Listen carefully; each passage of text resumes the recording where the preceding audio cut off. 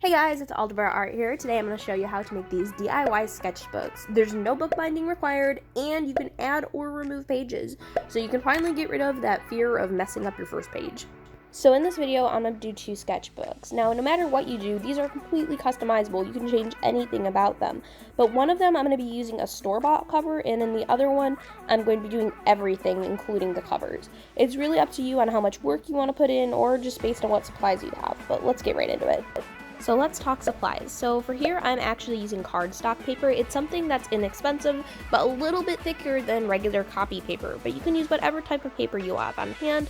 It doesn't really matter. It's whatever can fit around the rings of your book. You could get marker paper, maybe even watercolor paper might be able to fit on there. You could just grab any type of sketch pad paper you have laying around, or like me, just grab some basic cardstock. It really doesn't matter. So normally when you're making your own sketchbook, you'd use some kind of rope and do bookbinding, but instead I'm actually using little Happy Planner discs. Now they don't have to be a Happy Planner brand, I just prefer that brand because they have nice quality stuff and you can find them in almost every craft store, even Walmart sometimes. So I'm using Happy Planner discs, but you can find much more inexpensive ones online, probably on places like Wish or AliExpress. But here I actually stopped at Hobby Lobby and you can see I picked up a lot of goodies. So places like Hobby Lobby and Michael's, they tend to have these really large sales when their planners start to go out of date.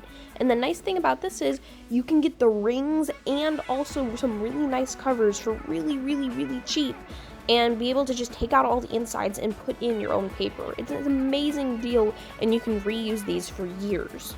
So you don't have to use the pre-bought covers if you don't want to. You could just get the disc and make your own cover. I'll be doing both of those methods in this video. But here you can see some of the goodies I picked up, including discs for under $2. If you want to decorate your book a little more, you can totally pick up these cute little fuzzy things and hang them off the open holes in your little discs. And I know I picked up some really cute pastel ones over at Dollar Tree, which is a little bit more inexpensive than the ones at Hobby Lobby, but also a great option. Here you can see I'm looking at all the different 6-ring bound planners. You could also use that for your sketchbooks, but personally they're just a little bit too small.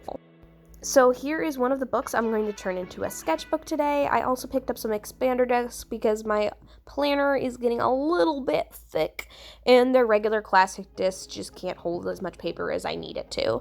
And I also picked up these little $2 discs. It's really nice that they were on clearance. Normally these discs can be a little bit expensive. If you do have to buy just the discs and you decide not to get the whole planner with the cover, I recommend picking up a Michael's coupon if you can't already get them on sale. But it was really nice that I found those $2 discs. That was a lucky find.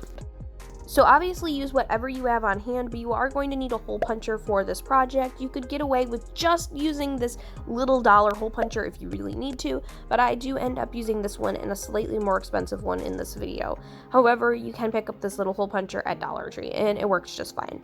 So I really like to use the dollar hole punch to cut through the covers because sometimes they can be a little bit thicker because of the materials I'm using, but I also use this Happy Planner punch, which you can also get at Hobby Lobby, and you can also probably pick them up at Michael's. I don't remember exactly how much I paid, but it was under $20 I think, and of course always use the 40% off Michael's coupons. Save you a ton of money.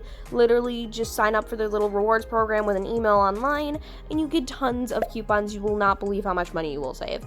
But yes, you could probably also pick this thing up on Amazon. It's really nice.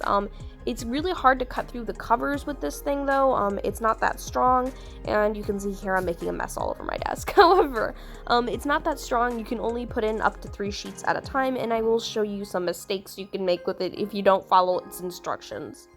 So if you cannot pick up this little arch Happy Planner hole punch, don't feel bad. Once again, you can get away with just using the singular dollar hole punch. It's going to take a whole lot more time, and if you plan on making a lot of these sketchbooks, and if you plan on using this method for many years, it might be worth the investment in getting one, because if you think about it, just buying a regular sketchbook can sometimes be upwards of $20 or more, and this is like a one-time purchase, and all you'll need really after that is just some cheap discs and some paper, and you won't really need to buy sketchbooks all the time anymore.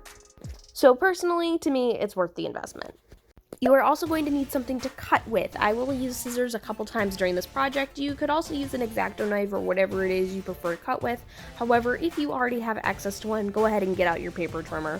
But once again, I know not everybody on the planet has access to a paper trimmer, and they cost like $10 to $15 at Walmart, I think, which can be a bit of an expense, especially to younger artists. So if you don't have one, use scissors, but it just might take a while. Just be prepared for that. So as long as you have the patience, get out your scissors and this will work just fine. Otherwise, you can get these paper trimmers for like 10 to 15 bucks at Walmart, or you can get out your really fancy guillotine cutter for like $30.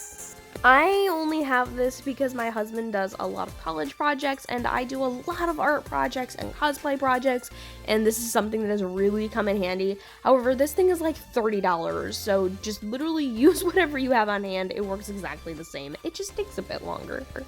You are also probably going to need a ruler just to make sure all of your measurements are correct, which I will be providing you. This is a really easy project though, but it is worth it to have a ruler, and also for having straight lines to cut on if you're using scissors. So when it comes to doing the sketchbook covers, you have a whole bunch of different options. The really cheap and easy option is to pick up some file folders from your local dollar store. They come in all different colors and all different patterns, and they're shiny and a little bit sturdier than regular paper, and you just cut them down to size and you put them on your sketchbook.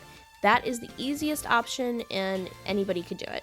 However, if you want to do something a little bit fancier, like maybe you want to draw your own art and protect it and use that as a cover, you could get some clear contact paper, and that you can find at Walmart or Dollar Tree. Or you could even pick up some cutting boards from Dollar Tree and stick them in between and sandwich them. There's some tutorials online for that. Or you could laminate your covers, and that's what I did with my little planner here. I took some file folders from Dollar Tree and some glitter paper and I laminated it, and I will be doing that in this video as well. If you decide you want to pick up a laminator, if you're going to make a bunch of different covers, this is my Scotch laminator. I picked it up at Walmart a long time ago. It's like $20 or something like that, and it was totally worth it because now I can make as many covers as I want. I can do my own art and cover it, and no matter what I do, everything will be protected and nice. So first we're going to do the easy option, which is buying a happy planner that's out of date, taking out all of the contents and putting in our own paper. So here you can see I'm taking off all the stickers, and now I'm going to go ahead and take out all of the contents that are within the happy planner except for the covers and the rings. When taking out paper out of a happy planner, only do a couple pages at a time so you don't rip the paper. Now for a slightly more confusing part. Happy planners come in all shapes and sizes, so you want to make sure that you get your measurements right. Typically for making a sketchbook, you're probably going to use a Happy Planner Classic or Happy Planner Big size. Your Happy Planner Classic size, which I'm going to be using strictly in this video, is typically about 7 by 9¼ inches on the inside pages. That means the cover is typically going to be a little bit bigger just to make sure that the pages don't get damaged. So for the cover, it's typically about 7.5 by 9.5 before lamination. After lamination, it's typically about 7.75 by about 9¾ inches. So depending on whether or not you're laminating your cover, if you're not laminating it, go ahead and make your cover size 7.75 by 9.75. If you are laminating it, make it 7.5 by 9.5. Typically, I just don't use the Happy Planner Big size because it's a little bit too big for me. However, if you do decide to use it, its inside pages are the size of a regular sheet of paper, which means you don't have to cut them down at all, which is a nice perk. So if you decide to use them, you just use a 8.5 by 11 regular sheet of copy paper, and it will fit in there just fine. You just have to hole punch it. However, that does mean you have to make a larger cover. So typically a big Happy Planner cover, I would make probably about 9 by 11.25 inches if it's going to be laminated, because when you laminate it, it's going to get a little bit bigger, which means a fully laminated cover will end up being probably about 9.25 inches by 11.5 inches. Hopefully all of that made sense, but if you guys have any questions at all, leave them down below and I will do my best to answer them if I have the answers. If you don't like to let stuff go to waste, you can use the leftover paper and turn them into bookmarks.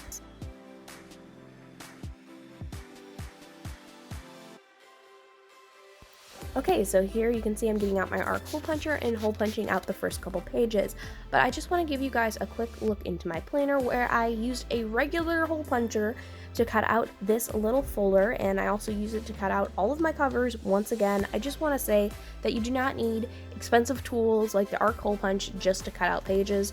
It just takes a lot longer if you don't have it is all, but it's totally doable with just a little dollar store hole punch, so please don't feel bad if you don't have expensive tools. With that said, let's take a look at the sketchbook, which is finally starting to come together. I put in the first couple pages. Please keep in mind you're probably going to want to keep in at least 20 pages in there at all times, because the less pages you actually have inside of these little books, the more loose those little discs are. You can kind of see them flapping around. The more pages you have in there, it gives them more to grip onto, and it just makes the whole thing a lot sturdier. You do run the risk of your whole thing falling apart if you don't have enough pages in there, so I'd say keep at least 20 in there at all times, just so your discs have something to grip onto. So I wanted to show you guys a couple mistakes you can make with this Happy Planner hole punch, which is a lot easier to make a mistake with than you might think. So here's one of them where you don't stick the paper in all the way, and oh my gosh, it's so easy to do because there's not much space between the actual hole puncher and the bottom. And here's another one. If you stick too many pages in, it will literally get stuck inside of it and you'll have to get tweezers and take it out. So please never go more than 3 sheets in this thing. Like literally, like if you think, oh well, it can handle it, it really can't. So just try to stick within the limits of 3 pages, and also just make sure the paper goes in all the way, because sometimes you really have to shove it in there. So now I'm getting started on the covers. I decided to do these 2 file folders, but I also had some leftover glitter paper from a previous project, so I figured I'd do glitter on one side and the file folder on the other, which by the way, I also got the glitter paper over at Dollar Tree. So yeah, basically I'm turning on my laminator here and I'm setting it to the 5 setting. It basically is just a higher heat setting, and I'm actually going to run them through twice just to make sure it's fully sealed. And you can kind of see I'm using tape to stick the glitter paper to the file folder. And yeah, when you're ever using file folders, just make sure you don't use the side where the little pre-cut hole dots are on the folder. You know how like they're meant to go inside of binders, so they kind of have like 3 little hole punches already. Try not to use that side, and also make sure you cut off the bottom part where like the actual folder pocket is. You want to make sure that whenever you're making these little covers, you don't include the holes and you don't include the pocket. So here's my cats who kept trying to mess with the laminator because they thought it was alive, and I really wanted to distract them and keep them off the desk because, you know, if a hair gets in that laminator pouch, it's gonna get sealed in there forever, and I really didn't want hair inside of my sketchbook covers. So here you can see I'm taking the laminated covers and I'm just cutting them down to size, making sure not to break the lamination seal. I go a little bit outside of where I can see the seal is at, and now I'm just going to mark where I want the hole punches to be. So once again, I'm using a regular hole puncher for this part because it's really thick to cut through the laminate, and I'm using a little Sharpie to mark where I want the holes to be. I'm just using another Happy Planner cover as a guide as to where the hole punches are supposed to be.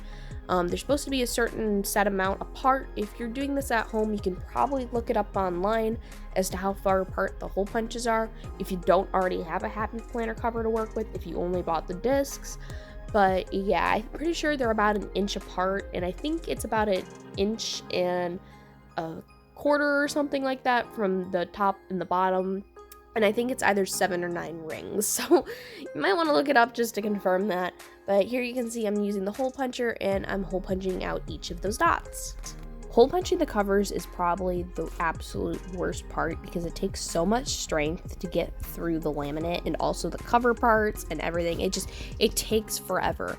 But also, please make sure when you are hole punching these that you first take the laminated covers and you lay them on your desk and figure out which sides you want to be the inside cover and which side you want to be the outside cover, and make sure they're facing the right way before you hole punch them, because on my planner I accidentally messed it up once and I had all of the writing upside down on the side that was supposed to be the back cover. It was just a mess.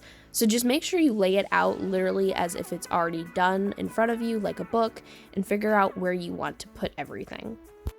So you're going to see an up close shot here in a second, but basically after I make a hole punch, I go back through and I cut little triangles all along, really thin triangles connecting from the side up into the hole. And basically what this is it allows the rings to actually slide through there and attach onto the hole punch. So make sure you take your scissors and go back through and add all that, otherwise your covers won't go on. Once again, if you're doing this at home, make sure you put in at least 20 pages. I did not do that here because I was feeling a little lazy that day, but make sure you cut out enough pages so you just have something to grip onto and your books don't fall apart. So here's the final book. These things are so much fun to make. I hope you guys had fun watching me make them. But yeah, I can't wait to make more. I've already made dozens and I already want to make more. And I love the fact I can just take out and re-add pages and I never have to worry about having a bad drawing in there or sweating something. So if this video was helpful for you guys, make sure you like and subscribe and watch out for my next video. And I will see you all later. Bye!